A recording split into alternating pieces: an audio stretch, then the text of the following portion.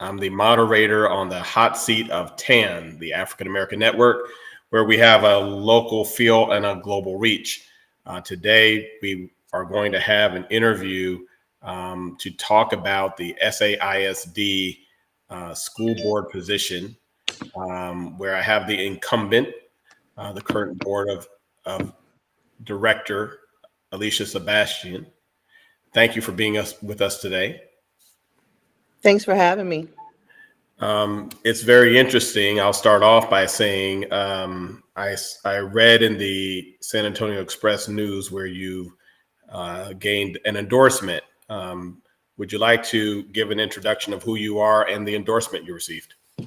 Absolutely. Well, once again, thank you so much for having me. My name is Alicia Sebastian, and I am the current Vice President of the Board of Trustees of San Antonio Independent School District. I have been serving as Vice President for 2 years, but I've been on the board for the last 4 years. And yeah, I want to say it was maybe 2 days ago, we got word that I received the endorsement from the Express News, which is the second endorsement. They endorsed me for the first election. And so it was really exciting to be able to share with them what has happened over the last 4 years, and then to also share a little bit of my vision of what's to come in the upcoming term. So I'm very humbled and excited to be able to receive that level of support. Okay, thank you so much. You're welcome. Um, what do you see as the top issues in your district in education? Well, certainly, we have several, right? Right now, one of the biggest things that a lot of districts are facing, ours included, is enrollment, right? Enrollment rates are declining across public schools across the nation. We had a demographer come in and do an assessment of other factors that may play into why we're not finding the children, why they're not coming back. And some of it has to do with like declining birth rates, some things that people don't even think about. Of course, D2, our neighborhoods have not been attracting very young families in a very long time. And so that means we don't have as many school age children or families with school age children as we had in prior years. And so also there are, competitor schools in the area. So it's a lot of different factors that we are facing when it comes to getting our kids in our schools. And so one of the things that we're really focused on, another thing that I am totally committed on this upcoming term, is ensuring that we have those high quality programmings in our schools. We realize one of the things that I think is definitely important, but it's serving as a little bit of challenge for us, is that parents want choice for their children's education, and they have the right to choose programs that specifically fit the needs of their children. And we find that we're losing some parents to those type of opportunities. And so we want to ensure that our neighborhood schools has the same caliber and quality programming. That way, if they're looking for somewhere, where the kid can learn medical, right? They want to become a nurse or go into the medical field, they can get it right there in their neighborhood. They want to learn how to code, they can get it right here opposed to going somewhere else. So that's one of the things that we're challenged with. Another one is school safety, right? Like everybody is really concerned nowadays if their children are safe in school, rightfully so. And we did a really good job in ensuring that we have safe buildings under our 2016 bond and 2020 bond. Our taxpayers blessed us, and we were able to get $1.4 billion. We're very proud of that. And so we did a lot of work on our buildings and ensure that the exteriors are safe and things of that sort. But I think one of the biggest issues that we're dealing with, especially post COVID, is just mental health, right? Our kids are struggling. And a lot of people, when they think about safety, we don't necessarily talk about this as much as we probably should.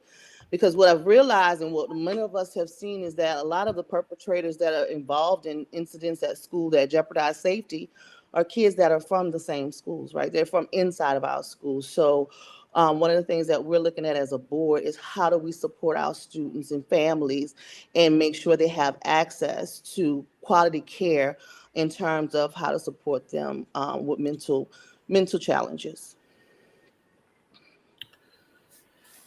Thank you for those very pointed responses. I think that there's also this notion of choice that you brought up that I'll just go into. One of the maybe more difficult questions is that there appears to be some who would say that you're conflicted, meaning your place of employment is within a charter school, and those who would believe that a board of trustees should not be in a charter school and serve, I guess, traditional public education.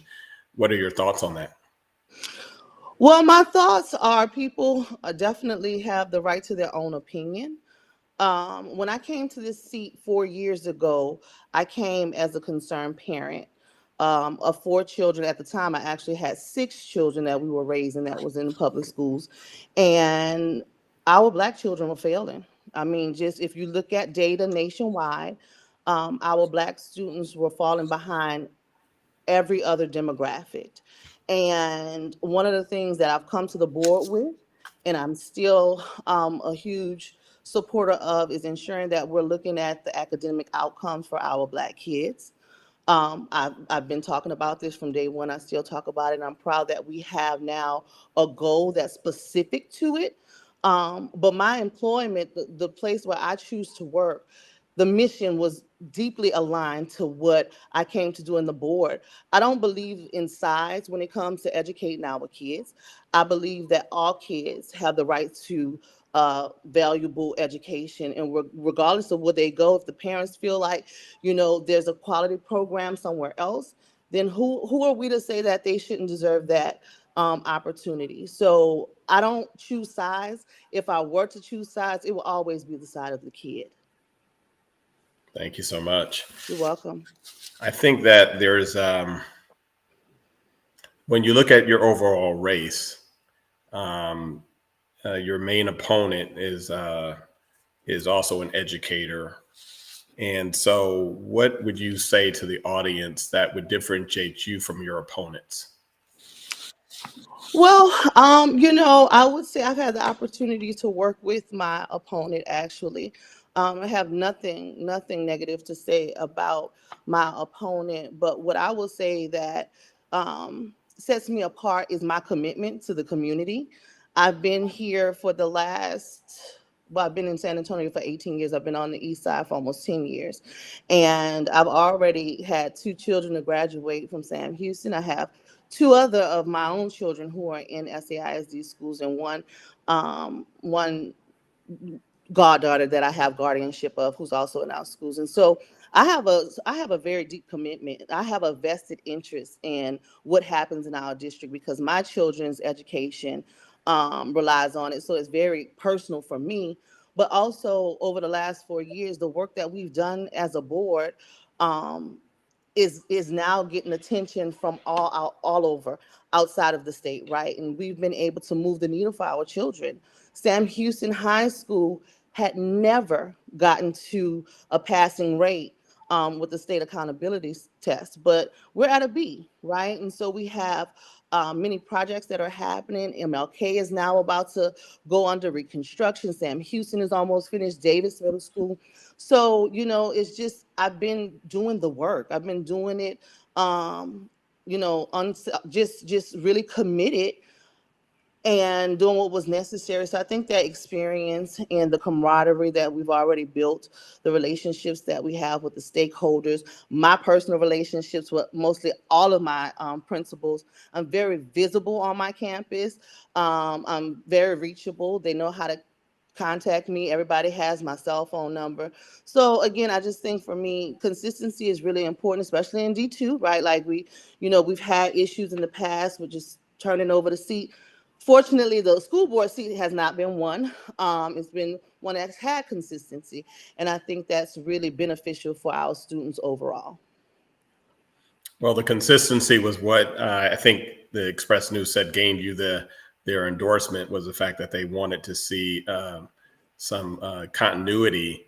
And so with that being said, you also mentioned some hot topic areas such as, the safety, the mental health. Mm-hmm. And as of former educator myself, owning a preschool in San Antonio, I understand that children also pick up behaviors that we want to see corrected. So my cousin is the reigning Miss Texas International teen, Emily Meadows, and she has this anti-bullying campaign. What could anti-bullying mean within your district, in your school district, if you are elected as the SAISD Board of Trustees? So,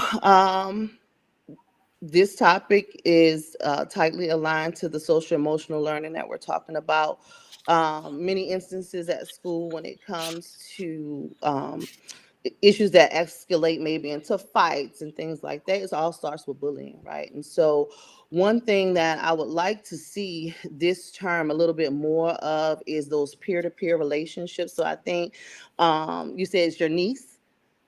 My cousin, Your yes. cousin. I think she's on to something wonderful, right? Because what we've learned is that students really relate better to people who are closer to their age, right? And we just don't have those relationships the way we used to have with our kids. We don't have those mentorship programs, big brothers and big sisters. It's not as present as it was before COVID. Like before COVID, we had more relationships with peer organizations coming in and, just kind of getting the kids and putting them under their wings and supporting them, but we haven't seen that so much. So it's very important that we get back to those roots and partner with organizations that can offer our peers the opportunity to see positive role models that are very close to their age. So I support 100% any type of modeling that helps advance our kids and stops the bullying, which stops in turns a lot of the other instances that we're seeing in our schools right now. So in the state of Texas, when we had the hot seat, it was a question that came up about Texas and changing the curriculums to omit certain pieces of education in which do impact African Americans. What are your thoughts on that? How do you, as a Board of Trustees, meet the needs of your constituents who are concerned about the rollback of African American history in particular in a historic district too? Right. Well, so I would say this is that we in SAISD have not had as much pushback around this, right? Because I think our demographics are a little bit differently. So we don't have many campuses who are against this. In actuality, on the flip side, we have started to offer classes that give AP credit for African American studies in partnership with one of the surrounding universities. And so also in two of our other high schools, they're taking African American studies along with Mexican American studies. And so, we're pretty much piloting that AP program to see if we can get that across the district because it's very important that our children know where they come from. And I don't believe in, and I don't believe my board colleagues believe that limiting access to a person's history is beneficial to their educational experience. So again, I'm very fortunate that we have not had that fight like others maybe, in surrounding areas, but we're committed to ensuring that all of our kids see themselves in their curriculum, that they learn the stories of people who came before them, that strengthens their confidence, again, and it just benefits them as a whole child. We're really invested in the whole child approach, and having children understand the true history is really important, for them to be successful. Thank you. So one question that also kind of stands out is that parents and the availability of parents in education is a major issue. I mean, you can be working with the kids, but at the same time, if you don't have access to the parents, sometimes those very strategies of communicating and making sure that they're aware. So how do you increase parent participation in your governance if you're reelected, to increase parent participation so that they really know what's at stake when you're trying to make leadership changes or things that may impact their children? Absolutely. So parents are the most important, one of the most important pieces, if not the most important piece, in supporting the kids on their path of education. And you hit the needle right, you hit the nail on the head when you're saying that they're not as present, as we would like them to be. And a lot of it is no fault of their own. People have to work, right? The cost of everything is increased. And so, we see that parents they can't take off during the day to come. And a lot of times when we have an events at schools, it's a lot of times, during the day.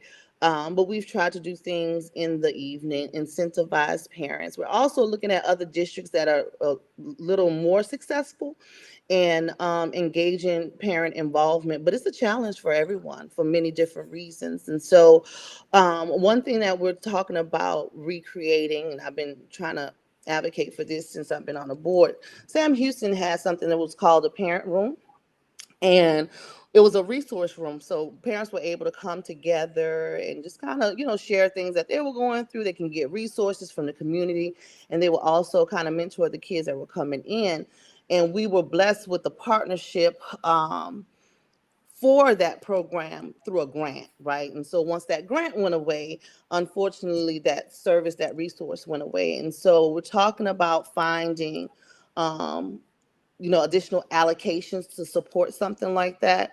I think it'll be a great idea. And I've kind of played around with this and had conversations with my board colleagues and with the superintendent about having like a parent hub, like a specific place where parents can go, and they can, find the support that they need. Sometimes, let's talk about like registration, or if there's new programming or something coming out, they might want to learn a little bit more than just what they're learning from the campus or whatever. Or they want to get involved. They want to have volunteer opportunities.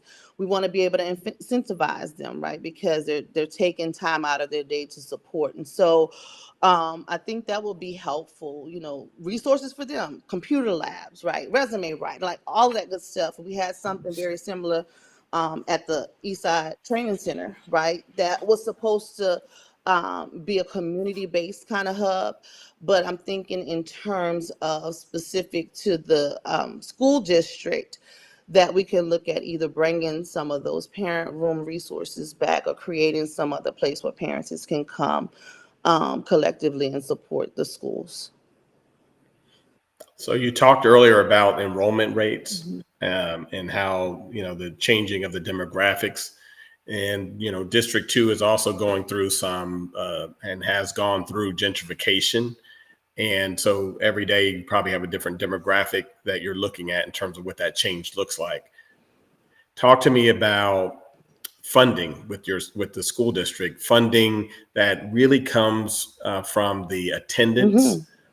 of children who check in every day, or those that don't. Yeah. How does funding, how do you plan on tackling the funding component of what's required to keep SAISD above board? Yeah. Yeah. So, it's really interesting, and this conversation is a challenge for all of us because we are one of the lowest funded school systems because we receive allocations from ADA, which is average daily attendance, as you mentioned.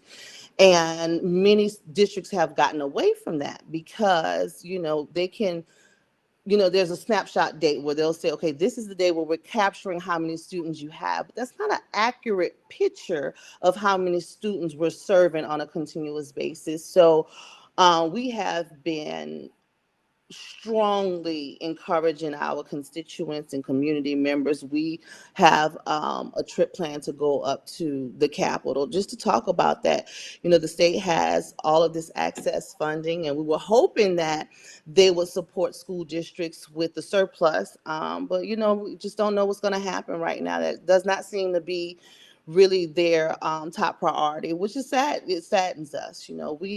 We don't get enough to educate our children. In other states, they get, $20,000, and we're less than $10,000 per student. And so we find ourselves in a situation, if we don't have to make challenging decisions, right, and look at what we have right now and allocate things responsibly, then it's gonna really hurt us. I mean, that's just the honest truth, you know. And so we really need support. We need our constituents again, to go out and talk to their state reps and go up to the cap and you know, advocate to legislation so that they can really take this seriously, because you know, it puts us in a position where it seems like we're always behind, we're always begging, we're always trying to scribble and scram to get the resources that other people seem to get effortlessly. So Well, it's well, truly I, a I challenge. thought I thought that Robin Hood was supposed to be the equalizer, meaning you take from rich school districts and you give to poor school districts. Is that not a reality, or is that doesn't pan out as easy as it's described? Not at all. I mean, we are funded according to our enrollment, so we don't get additional resources from any other institute, you know, any other school districts. What they get is what they get, and what we get is what we get. And a lot of that, you know, is connected to like tax rates and all of that stuff, where we don't have as many homeowners in D2 as you'll find on the north side, right? And so we have different challenges, and again, we're just trying to find creative ways to keep that influx coming in, because you know, we'll find ourselves in a very challenging space. We have a lot of access capacity in our buildings, right? We have way more space than we're actually utilizing. So we're looking at that. We're having conversations with our communities, and you know, we have to make some challenging decisions. We did just pass the biggest pay increase for our teachers in 25 years. So I'm very excited about that. However, that does come with pay, you know, that comes with some other challenging decisions that had to be made. So we have to right size and do those type of things. But we value our educators. We want them to know that they're supported. And so we take additional actions to show them that we care about them, although, you know, it's really the state who has our hands tied in a lot of ways when it comes to funding public education. What was your biggest obstacle that you experienced when you took the seat initially? And is that your same obstacle today? No, well, I would say it was several, right? And so I took the seat back in 2019, and then COVID hit the following year. So of course that was a challenge for everybody, especially a new trustee, because that was we did a lot of learning through that, right? Which ultimately turned out to be really beneficial in the end.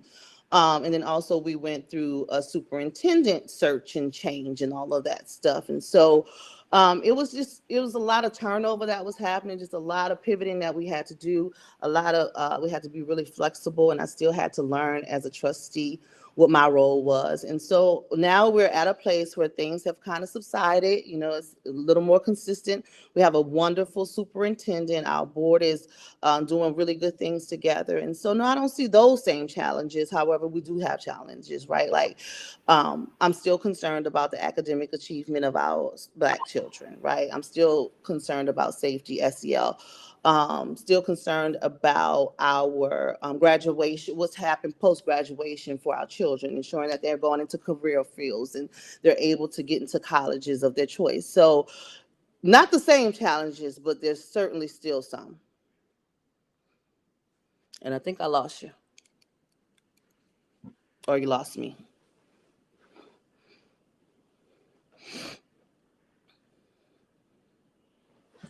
Uh,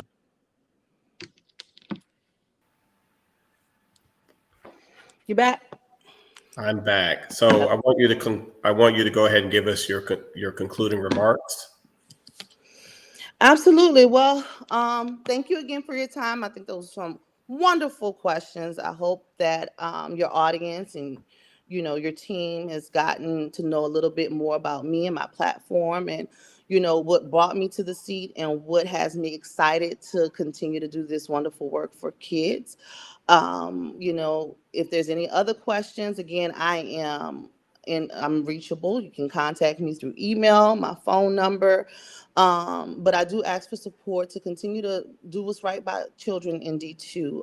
As a parent, like I said, my commitment um, it's unwavering. Like, I want to be here to continue to see these things happen. I want to see Sam Houston complete. I want to see Davis Middle School complete. I want to see our schools all turn around, not just one.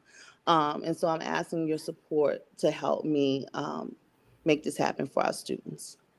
Well, thank you, Alicia. And again, I'm Christopher Herring with TAAN TV. Thank you for tuning in to our election process here in the city of San Antonio. San Antonio is the seventh largest city in the United States of America. We do have candidate races for mayor all the way through to our city council and our school boards. And so today we were privileged to have Alicia Sebastian, who is a trustee with the SAISD School Board, who's seeking reelection. Thank you again, and may God bless each of you. Bye-bye. Thank you.